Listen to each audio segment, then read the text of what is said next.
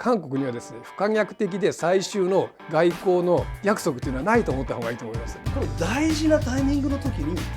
なんであそこまで中国にのめり込むんだ、不思議でたまらない。ロシアのような失敗は多分中国はしない。いや、中国の方が100倍強いです。台湾の現状変更を始めたらアメリカは止められないと思います。日本よ、お前はどっちを向いてんだよ。じゃあ自民党どうなんだと。LGBT 法案含めてですよ、大丈夫かなと。ポピュリズムに陥ることは絶対に自民党はしたらいけないと思います。30数%自民党の保守層、これが今自民党から逃げてると思います。私を含めて。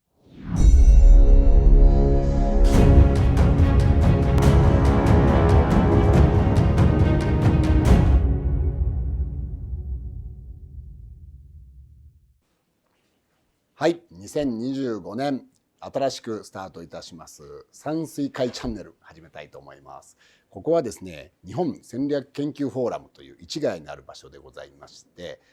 毎月第3水曜日にここにですね、議員がそうですね10人は少なくとも集まって安全保障の勉強会を始めてまいりました。そして今日はですね、素晴らしいその山水会のですね勉強会のまさにリーダーであるお二人に来ていただいております。まずご紹介をいたします。まず右側ですね、第34代の陸上幕僚長でございます岩田清文さん、よろしくお願いいたします。よろしくお願いします。そしてもう一人は第32代の海上幕僚長の武井智久さんです。よろしくお願いいたします。よろしくお願いします。このお二人をですね中心に今まで4回台湾海峡危機のシミュレーションをやってるわけですけれども、それをこう始めようと思った着想ですね、議員でシミュレーションをやる意味なんですけど、まず岩田さんからその辺をお話しいただけますか。ちょうど5年ほど前ですね、台湾のシミュレーションを始めようというのを、武井さんはじめ、そして日本戦略研究フォーラムの長野事務局長等々と話したわけなんですね。そのきっかけが台湾有事が近いと言われている。しかしやはり中国との関係においてなかなか政府レベルで、そういった台湾有事に対する認識の共有ですとか、普及というものがなかなかできない。じゃあ民間レベルで何かできないのかというところからスタートしたものが今回のシミュレーションなんですよね。で、まさに今ご質問にあったように、なぜ議員か。結局台湾有事においても何にしても最後に政策を決めるのは政治家の先生方です。メディアが何を言うが、一般の人たちが何を言うが、最後に国家をリードするのは政治家の方々なんですよね。そういった方々に危機認識を共有していただく、そういったところから政治家の先生方に私たちは重点を置いてスタートしたというのが経緯です。お二人はそれぞれ陸上自衛隊と海上自衛隊のトップでおられたわけですけれども、その時期にまさに政治的なリーダーシップを取られたのが安倍晋三総理と、安保法制もお二人がそれぞれトップであられた時にできたわけですよね。そうですね。やはりそういう政治家の姿勢を見ておられたっていう。おっしゃる通りです。安倍総理のですね、非常に素晴らしいリーダーシップ、これこそが政治家のあるべき姿だなというふうに思いましてですね、まさに、政治が全てを決定するというのをまざまざと私たち見せていただきましたので、それを我々民間のレベルから何かできないのかなというところからスタートしました。ここで毎月自民党議員がいろんな議論をしているわけですけれども、ちょっと聞くの怖いですけど、もうまさに危機管理の専門家であり安全保障政策の根幹を担ってこられた岩田さんご覧になって評価の方はいかがなものでしょうか。いや、素晴らしいと思います。そうですか。おそらくですね、4回のシミュレーション実態上見てもですね、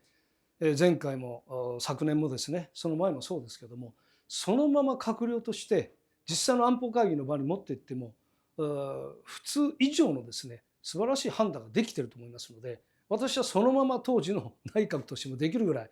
素晴らしい方々が集まっているというふうに私は思っています。それはちょっと過大評価な気がしますが、鍛えられていることは間違いない。この場所でもちろん毎月やる勉強会もそうですけど、やっぱりこう待ったなしの状況の中でそれぞれ閣僚としてどういう判断をできるのかするべきなのかっていうのを、全員ど真剣に考えてますから、そういう意味では非常に鍛えていただいているというふうに思いますね。鍛えるという意味ではおそらく武井さんがですね非常に素晴らしいシナリオを作って、まさに閣僚の方々を難しい状況の中に追い込んでですね判断いただくっていうそのシナリオの素晴らしさも私あるかと思いますね。確かにですね、大きな地震があった時に台湾有事が起こるとかですね、武井さんが作るシナリオというのはこれでもかというようなシビアなシナリオをお作りになるんですけど、なんか聞くところによるとお二人は膨大の同期生ということで、しかも同じ部屋だったんですか1年生の時ですね。はい、いやその2人がそれぞれ陸と海のトップになるっていうのもまたこれもすごいですよね。いや私は武井さんに支えられて、進級できましたので武井さんのおかげです。いや今、すみません、岩田が台湾のことを言いましたけど、ちょうどシミュレーションの2回目と3回目っていうのはその台湾に関することと同時に戦略3文書を見直しが進んでた時で、それも合わせてですねここでやるということ、まさにそれを自民党の中でも話が運んでおりましたから、それに参加されている先生方に少しでも我々が考えていることを問題意識危機感を共有していただきたいという目的もありましてですね、確かにここでの議論っていうのはかなり戦略3文書に反映されましたよね。でそれぞれ役割分担をして政府の内外でみんなで進めたという意味でも非常に大きな勉強会だったと思います。それで武井さんにはまさにシナリオライターとしてですね台湾海峡危機の絵を描いていただいてきたわけですけれども、実際ねやはり皆さん知りたいのはどういったことがあり得るんだろうかというこの辺りなんですけど、ちょっとそこのご考えを聞かせていただけますか。はい、シミュレーションシナリオをそれぞれですね批判される方はいらっしゃるんですが、目的を作ってやってきましたので、我々としたらこれ以上のものは多分ないだろうというその現場の時々でですねそれで作ったつもりなんです。その中国が台湾統一をするときにはシナリオというか戦略って割とシンプルでですね、蓋然性の高いシナリオって割とシンプルになると思います。まず有事の備えを固めつつ、それから戦わずしてかつ体制を整えると。このシナリオの前提というのはこの中国が核戦力と通常戦力でアメリカが介入してきても負けない体制を作ると、それが大前提になってまして、それが今まさに中国が習近平政権の下で進めていることであります。それに基づいてシナリオを3つに分けてですねシナリオを特に3回目と4回目については作ったつもりでおります。3つですか。じゃあちょっと1つずつ。1つ目はですね平時に台湾当局や国民に対して軍事外交経済さまざまなこの手段で圧力を加えて台湾当局に融和政策を取らせる。それから国際社会には台湾問題っていうのは中国の内政上の問題であり、いざ中国が軍事力を使って台湾を統一するような場合にでも反対はするなと、支持してくれなくてもいい、そういう世論を作る、そういうプロパガンダを作戦を展開すると。有事未満ってことですね。有事になった時にアメリカに対しては台湾に介入することのコストは介入しないことのコストを比べると非常に高い。だからそういうことをするなとさまざまな機会を通じてアメリカ政府と国民にそれをさせると。それから日本のような同盟国に対してはその台湾有事になった時にアメリカを支援するなと、基地があるところについては基地の使用について認めるなという世論の形成を、それはやはり経済軍事それから戦略的にも戦略的メッセージでそういう国に対して発信をする世論を作るというのが平時の段階だと思います。これをもうシミュレーションの時には第1回目からずっとやった話です。2つ目のシナリオは2つ目はですね、今年の4回目のシミュレーションで明確に分けたんですが、習近平が機は熟した機会が訪れたというイベントを設けて、まず台湾に平和的な統一を強要するために軍事力や準軍事力を用いて台湾を隔離すると、物理的情報通信的に今ヨーロッパで起きているような海底ケーブルを切断するというのもその一環。そして台湾海峡とその周辺海域に海軍や海警局の船を並べて、いわゆる閉鎖をするとともに A2AD の一つのこのバブルを作ると。そしてアメリカ政府やそのアメリカの同盟国に対して一段と圧力をかけて支援をしないようにすると。こういうのが2番目だと。これはもはやグレーゾーンですよね。グレーゾーンの非常に濃い段階になると思います。で当然その段階では、サイバーアタックみたいなものも台湾に対してはもちろんだけれども、日本に対してもあるだろうという想定ができるわけですね。それもですね、やはり台湾に対して最初に軍事力を行使させるとか、そういう現状変更、中国が国家分裂法で定められたさまざまな項目に該当するようなことを台湾にまずさせてから、中国が軍事力を行使するというその環境を自ら作るというのが2番目の大きな目的になると思います。でいよいよ有事。で有事になると、中国は地域的に戦争というのを地域的にとどめ、短期間で戦闘行為を終結させるということをするんですが、仮にこれが長引いた時、あるいはアメリカが軍事介入してきた時はこれに対して対応していくという非常に難しいシナリオになります。この部分になるとですね、蓋然性は高いとか低いとかいうのは全く分かりません。未知の世界で、これは現在ウクライナ戦争で行われているのと同じことなんですけども、各大国同士が関与する地域的な紛争というのは抑止ができないと言われています。今後ウクライナがどのように展開していくか分かりませんけども、台湾情勢についてもこのような段階になった時にはどういう状況になるか分からない。ただしシミュレーション上はそうはいかないんでですね、事態が日本に波及してきて、日本が最終的にさまざまな重要インフラへのサイバー攻撃とか、あるいは弾道ミサイルの攻撃を受け反撃能力を行使するという段階までシナリオでは作り込みました。でも実際この段階っていうのは本当の未知の世界で、こうなってはいけないんですけど、それぞれやりながら考えていくという、何て言うかしら、抑止でいいというとですね、今までやったことがない動的な抑止というのが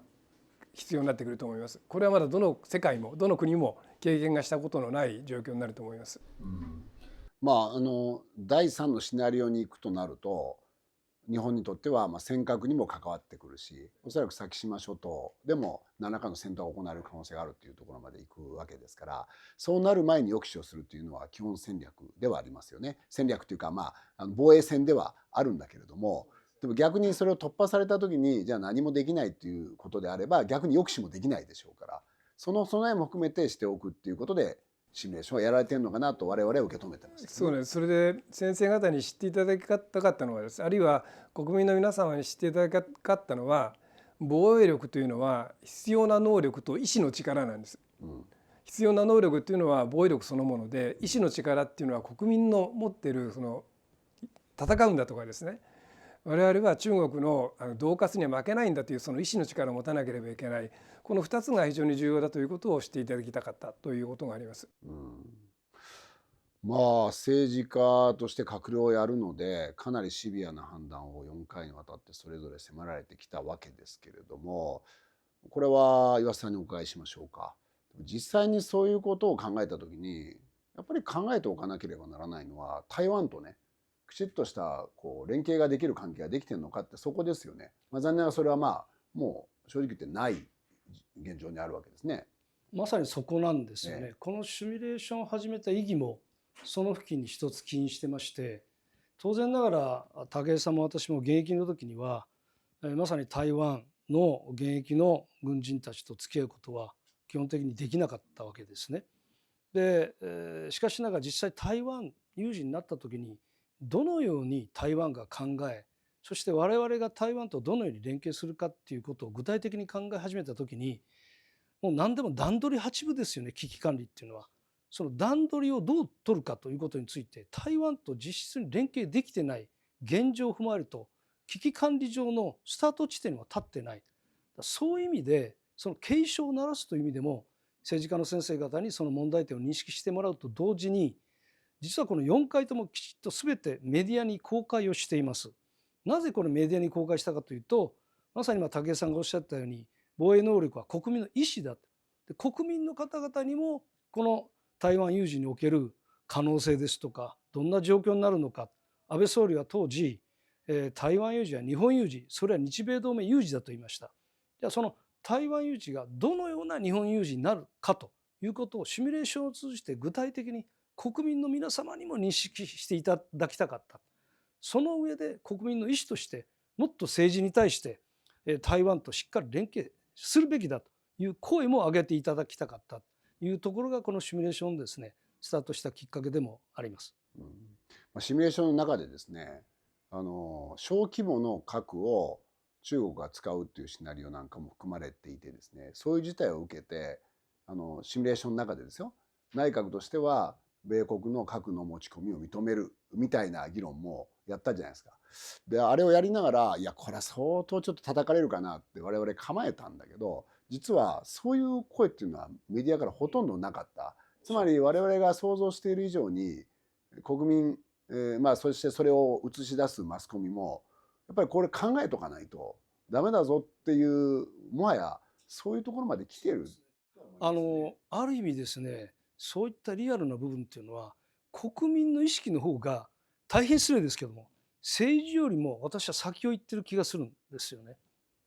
確かに国会での議論も非常にそこはこれまでおっかなびっくり、周辺事態とは何ぞやというような議論も含めてね、腰が引けたところがあるんだけど、もはやそういう時代ではなく、そうですね。3年前でしたでしょうか、安倍総理がフジテレビの番組のそのインタビューの中で核についての議論をすべきだ、核の共有という一つの一例に出してですね、で当時それはある意味勇気ある発言だったんですよね。その昔は政治家の方が核の議論をしようとすると非常にこれはリスクがあった。しかし安倍総理自らがそのリスクを冒して政治家としてまさに核の議論をすべきだと言った時の反響というのはまさに反対意見よりもそうだという意見がありました。結果的にそれがそれ以降広まらなかったというのは私はそれは非常に残念ではありますけれども、まさに核の脅威というのは今現実になってきているわけで、2022年の9月から10月、実は小型の核はウクライナが攻め込んだ、もともとウクライナの領土であるハル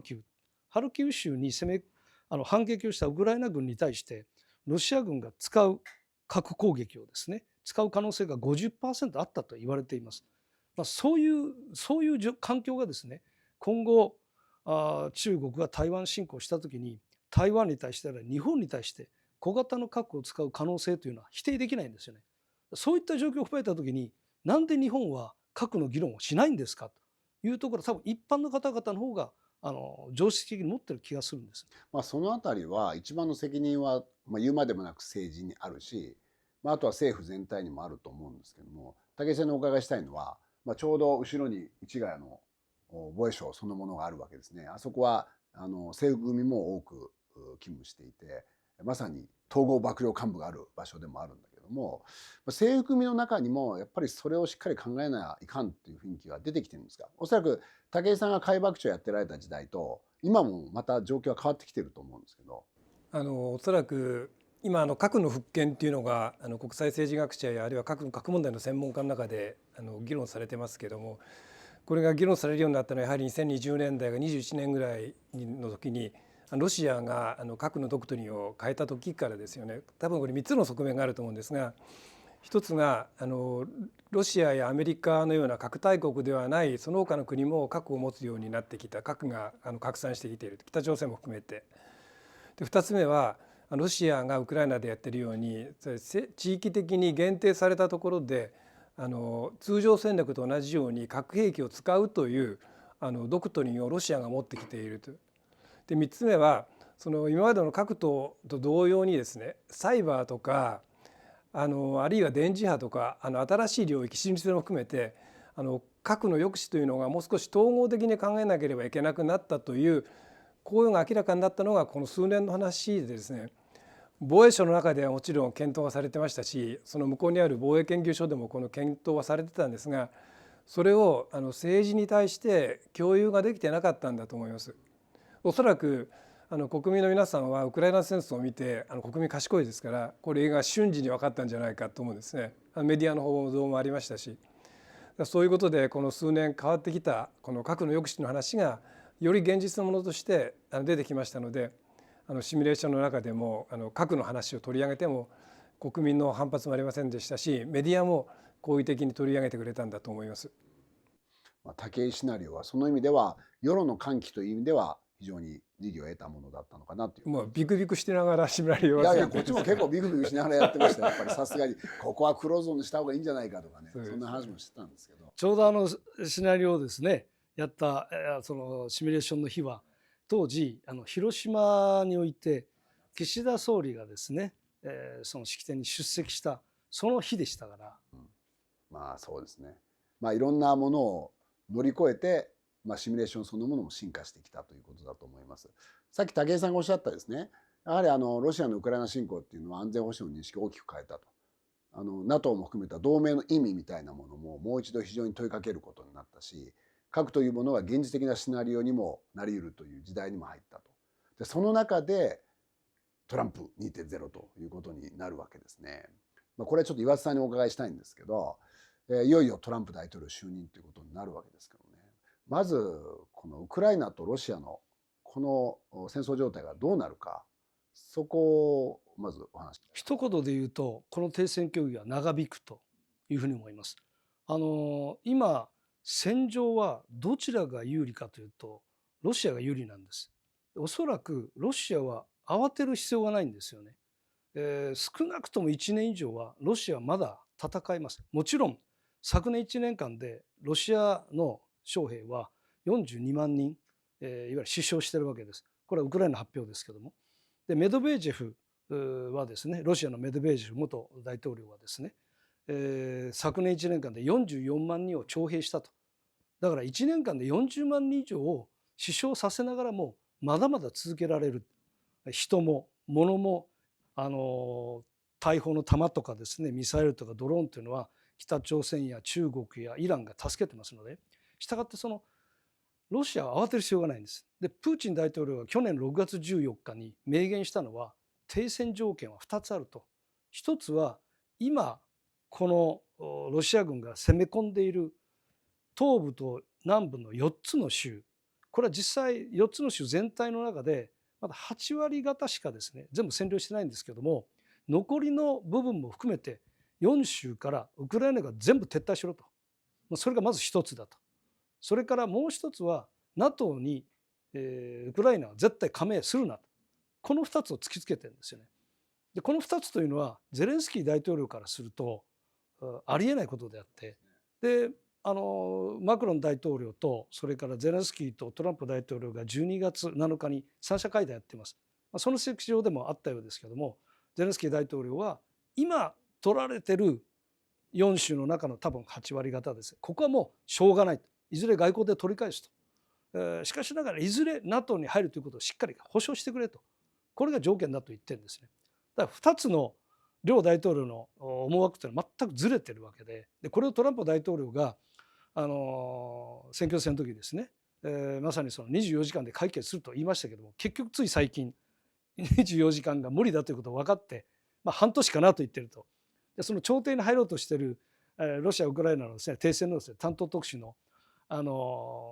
ケロッグ陸軍元中将はですね、100日かなという、全くだから見えてないんですよね。そういう状況の中で朝鮮戦争の時も2年かかってるんですよ、停戦に。だからもうこの状況は長引くことを前提に考えていかなきゃいけないというふうに思います。いや今岩田さんのお話を伺っててね、やっぱり本当にウクライナにとって厳しいなと思うのはゼレンスキー大統領の発言ですね。もう占領されているというかロシアに攻め込まれている4州のうち8割はしょうがないっていうのも、これはなかなか国内的には苦しい、ね、判断ですよね。おっしゃる通りです。ただ岩田さんがこの勉強会でも盛んにおっしゃってる、最後に領土を決めるのは陸軍が旗を立てたところだと。逆に言うと旗を立てられた時にそれを取り直すっていうのはもう至難の技。そうですね。軍事的にももちろん至難の技なんだけど、現実問題自体外交としてもですね、極めてそれを言い続けることはできるが、実際に取り戻すことっていうのはもう難しい。極めて難しいですね。結局その軍事力そのもの、武井さんが先ほど言った国民の意思いうものもですね、落ちてきてるんですね。もともとウクライナがなんとか耐えてるのは西側の武器支援があったからなんとか今耐えてるんですけども、実はそれを支える国民の意思というものがウクライナの国内で数ヶ月ごとに国民の意識調査やってるんですね。それが数ヶ月ごとに最後まで戦うというこの意思があるものが、戦争開始当初は 80% 以上あったのが、つい先日はもう 50% まで落ちてると。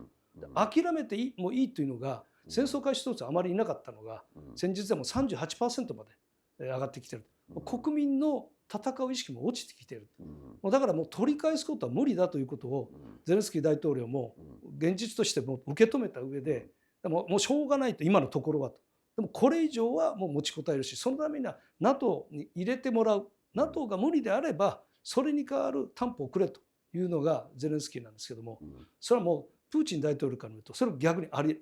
えないわけですね。なるほど。トランプ 2.0 がスタートして、ウクライナのこの情勢についても、何らかの影響があるということではあると思うんだけども、それが今度東アジアにどう影響するかなんですよね。見方は、これ単純化するとですよ、2つあるかなと思っていて、1つは力による現状変更が現実にもう国際社会で認められたと。つまりそれは東アジアにおいても起こる可能性が高まったと見る、そういう見方ね。でもう一つは、逆にヨーロッパの戦争が、どうやら一定の区切りがつきそうだといった時に、アメリカのこの勢力がですね、東アジアにおいてきちっともう一度確立すると、両方の見方あると思うんですけど、武井さんはどういうふうにご覧になってますか？今回ウクライナの話を戦争を見てみるとですね、これだけは言えると思うんです。一つは核大国が地域的に限定された戦争をしようとしたならばアメリカは止められないという、革新的にしようとしたらですね、核大国同士の抑止というのは双方が同じような考え方をし偶発的な事故を防止しようとするところから始まっていると思うんですが、いわゆる戦略的安定ですね。一方がその中で地域的に現状変更をしようとしたら止められないと。つまり中国は時期が来たならば台湾の現状変更を始めたらアメリカは止められないと思います。つまり抑止が非常に難しいっていうほぼ困難に近い。起こしてはいけないんでですね、そのきっかけを与えないことが今後アメリカ、日本やあるいは国際社会が中国に対して働きかけていくことだと思います。何年前ですか、数年前に私防衛省の現役の、一番、そういう国際情勢に明るいと言われた自衛官にですね、じゃあロシアと中国ってどれぐらい力の差があるのかって言ったら、彼はいや中国の方が100倍強いですって言ってましたけど、100倍ってはかなり大げさな表現にしても、どう考えてもロシアと中国でいうと軍事的な力は中国の方が勝ってるわけですよね。軍事的な力はですねかなり勝っていると思いますし、特に習近平の時代になってから急速にその軍事力の強化をしてきてます。核も通常兵力もあるいは新しい技術も取り入れて、これを見てみるとロシアのような失敗は多分中国はしない。はい、始めたならば目的を完遂するために必ずやると思います。それだけの準備を整えたならば始めるだろうと。でもう一つはですね、それを抑止の話を先ほどしましたけども、アメリカと中国の間でその戦略的な安定を求めるような話し合いがされてないんですね。ロシアとアメリカの間でもできなかったことが今話し合いが全くない中国とアメリカの間でできるかというと多分できないという状況はさらに悪くなっていると我々は考えるべきです。脅威というのは能力かける意志だということをねよく言われますけれども、中国の場合は、能力はロシアより高いと。あと意志ですよね。ですからそれはプーチンの意思は正直西側は読み切れなかったわけだけど、どういうふうにその習近平国家主席の意思を見るかっていう、そのあたりですよね。そうですね。やろうと思ったのはやはりそのタイミングが来たと思ったタイミングが来たと思わせる事象がいろいろ出てくると思うんですけど、例えばアメリカが兵力を分担せざるを得ないような中東で戦争が起きたような状況ですよね。そういうような時が起きたならば政治も外交も必ず中国がどのようなナラティブを展開するか、どのような戦略的なメッセージを展開するかということを見て、中国は今準備をしているんだというような見極めをすべきだと思います。これからそういったものを抑止をしていく意味では日米同盟っていうのは最も重要であるというのは明確なんですけど、もう一つ日本として、期待できる国として、韓国というのがありますよね。で武井さんは非常に強い懸念を持って表明をされてたのが2018年ですか、韓国軍のレーザー照射っていうのがありましたけれども、今韓国がちょっと政府が大揺れという状況の中でね、韓国についても若干触れていただきたいんですけど。2018年12月に事件が起きた時、私はアメリカにおりまして、このニュースを耳にした時に信じられなかったですね。なぜかというと、飛行機とかあるいは艦艇に対してレーダー波、射撃レーダーを放射するというのはですね、事故防止協定の中で最も禁止されている事項なんですよ。それを友好国である韓国がやった、嘘だろうと思ったんですけども、その後問題がねじれてしまいましたよね。それは軍と軍の間の関係からその政治が入ってきたことによってねじれてしまった。で、韓国は大変ユニークな政治体制の国ですから、政治が出てきたならば解決するものも解決しなくなるという、もう迷路に入ってしまったとその時思いました。で、今回12月からの一連の出来事で、韓国っていうのはですね、得意な政治文化の国であることを我々は改めて認識しましたし、今後韓国との防衛協力とはですね、必ず手戻りがあるということを前提に進めていくべきだと思います。で、韓国は重要な国なんですが、日米韓のトライラテラルを考えてみると弱い輪であると、ウィークリンクであるということを認識しておかないと、過度の期待とかそれをすると裏切られると思います。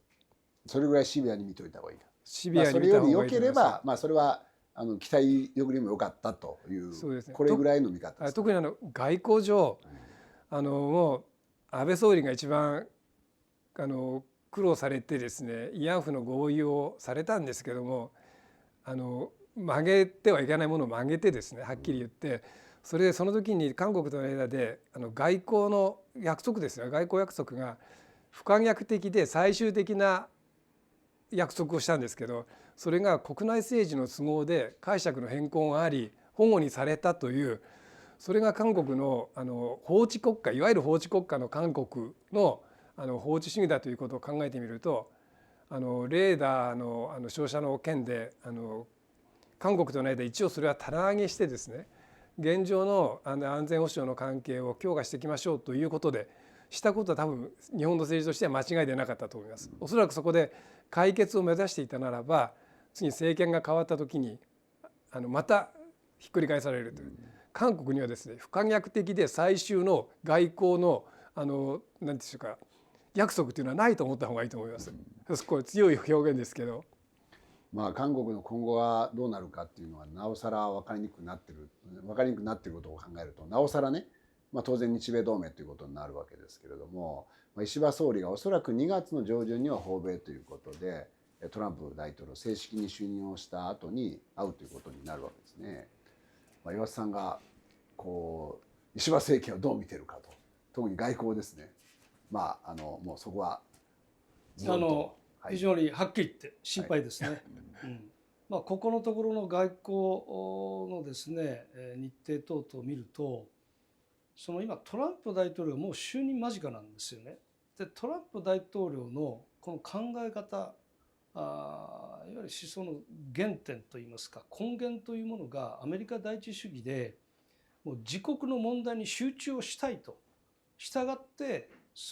他のこれまでアメリカが犠牲になってでも国際秩序を維持したり、あるいは同盟は神聖だということで自分が損をしてでも同盟国のために頑張ってきた、こういったことが結局アメリカを弱くしたという原点があるんですよね。したがってもう国内に集中するために同盟国にはもう応分の負担をしっかりやれと。例えば NATO には 5% 防衛費をですね GDP 出せと。それはウクライナのことは NATO、アメリカを除く欧州がやれと。で、イランのことはイスラエルお前がやれと。で、中国のことは台湾と日本がしっかりやれと。俺はもうまさに国内に向くと。ただアメリカとして最も重要なのは競争相手が中国なので、そこにはしっかりと対応するよという、こういう考え方なんですよね。で、まさにある意味力と経済力と軍事力でもって取引をする、このアメリカ第一、トランプ的な第一主義ですよね。で、同盟国であっても、例えば今回グリーンランドの件でデンマークに軍事的な脅しをかけましたよね。そうですね。だから自分が損得の観点で損と思えば、日米同盟だって状況によってはものすごい要求が来るわけですよ。で、そういうまさに大事な日米の関係をしっかりと確認し合って、日米同盟非常に重要であって、この極東の平和と安定を維持するためには日本としっかりと同盟組むことが得なんだということを思わせなきゃいけない。この大事なタイミングの時になんであそこまで中国にのめり込むんだ、もう不思議でたまらないです。もうアメリカから見ると日本よ、お前はどっちを向いてんだと、もうはっきり言いますけど、石破総理はインドネシアに行かれた時にアメリカと中国のバランスを取る、私はもう耳を疑いましたよ。で岩屋外務大臣はもうまさにですね、もうどんどんのめり込んで中国に行って韓国に行って、そして石破さんもそれから岩屋さんも、それからつい先日言った森山幹事長も中国との関係を戦略的互恵関係だと。一体どこに中国と戦略的互恵関係をやる必要があるのかと。これ安倍総理の時に戦略的互恵関係っていうのもやめたんですよね。まさに戦略3文書に2022年に岸田総理の時に閣議決定しました。でこれはその中に流れているのは中国を戦後最大の戦略的挑戦だという3文書全部読めば中国は脅威として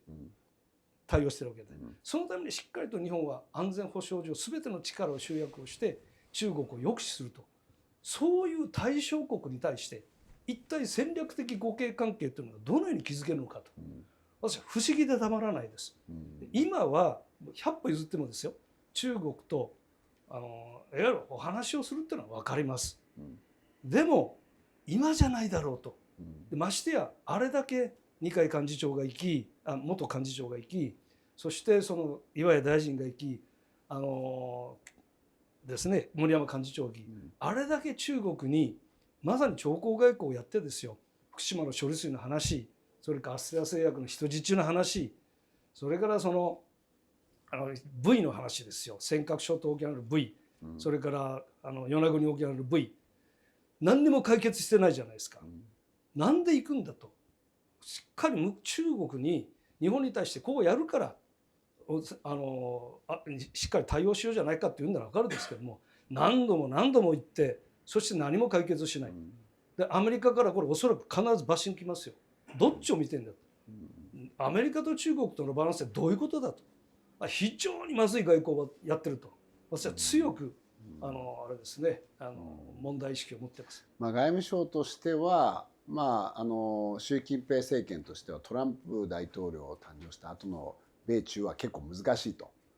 そこで早めに日本と関係を良くしておきたいっていうのがあったので、そこは日本はうまく取りに行ったということなんでしょうけどね。ただ岩田さんがおっしゃるところで私がその通りだと思うのは、例えばアステラスね、もうこれかれこれ2年以上になるんじゃないですか。やっぱ本気でやっぱりああいう国民の安全に関わる問題、もう拘束されてるわけですから、やっぱ結果を出さなきゃいかんですよね。そうです。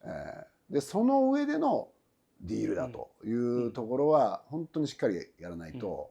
まさに足元見られるという話になってくると思いますね。一方で、大統領の就任の場所に外務大臣である岩屋さん行くと、中国行ったことについてはいろんな確かに意見があるのは承知してますが、そこがスタートということになるわけですけどもね。武井さんはどうご覧になってますか。石破総裁候補の時、キャンディデートの時のさまざまな発言の中にはですね、アピールしなければいけないこともあったと思うんですけど、例えばアジアンネイトの話がありましたが、大国の脅威に対抗するには同盟を組まなければいけないのは、これは歴史的にも明らかなことなんですけど、それがリアルな政策になった時にアジアンネイトっていうのは多分ないと。だからこれをですね、総理になったら修正をしなければいけないことで、現実に適応しなければいけない。今石破政権のその閣僚の皆さんの発言を見てみると、ですね、なんて言うんでしょうかね、人間汗の落としっていうのを改めて考えるべきだと思うんですね。一度言ってしまったらそれは取り返しできませんし、特に外交の場でですね、不要なうなずきとか不要な合いの手、それを全部相手にとっては利用されますので、これを考えないといけないというのが今の石破政権の外交政策の中ですぐ直すべきところだと思います。要するに言葉をもう少し大切にすべきだということ、それからタイミングが悪かったのは岸田政権の時は全てが政策タイミング悪かったんですが、たとえ内容が良くてもその出すタイミングが悪い、あるいは情報発信をするタイミングが悪いと逆手を取られることがあるんですよね。もう能登半島地震の時の政府の対策はみんな政策としては正しかったんですが、発表するタイミングが悪かったということが岸田政権ではかわいそうだったかなと思います。で、岩屋大臣の韓国訪問について私も岩田さんと同じように信じられなかったんですけども、おそらくですね、ユン・ソクヨル政権の下で今まで進めてきた日米韓日韓の防衛協力を不可逆的なものにしたいというこういういわゆるモーティブがあったと思うんですが、これはですね、おそらく韓国は先ほど言った通り得意な政治体制の国ですから、与党はこれを国内の政治闘争に絶対使うと思います。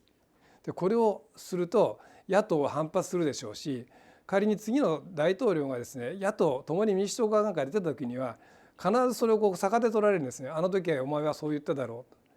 うと。だからタイミング、発言、これに関しては石破政権の外交政策はもう少し考えられた方がいいんじゃないかなと思います。動機は良くてもやり方が間違うとこんなになるんだということになるんだろうと思いますね。もう一つ付け加えていいですか。どうぞ。まさに今武井さんがおっしゃった岩屋大臣のこのうなずきという、それから一度いわゆる言葉に出すと帰らないっていう、極めて岩屋大臣の中国における発言っていうのは日本の歴史上極めて問題の発言をしたと私は思っています。それは安倍談話です。戦後70年談話。私これは安倍総理が非常に苦心をして、そして周到に考えられて、内容も素晴らしいもので、まさにこの戦後における我が国の歩みをこの安倍談話でもって全て決着をつける。そしてある意味もう安倍談話の以降は談話は必要ないんですよ。それぐらいの重みのある談話だったんですね。まさに安倍さんがおっしゃったのは、反省の上に立って、そして70年間の我が国のこの平和に対する努力を見てくれと、誇りある自信を、静かな自信を持った上で私たちは平和の道を歩み続けると。そして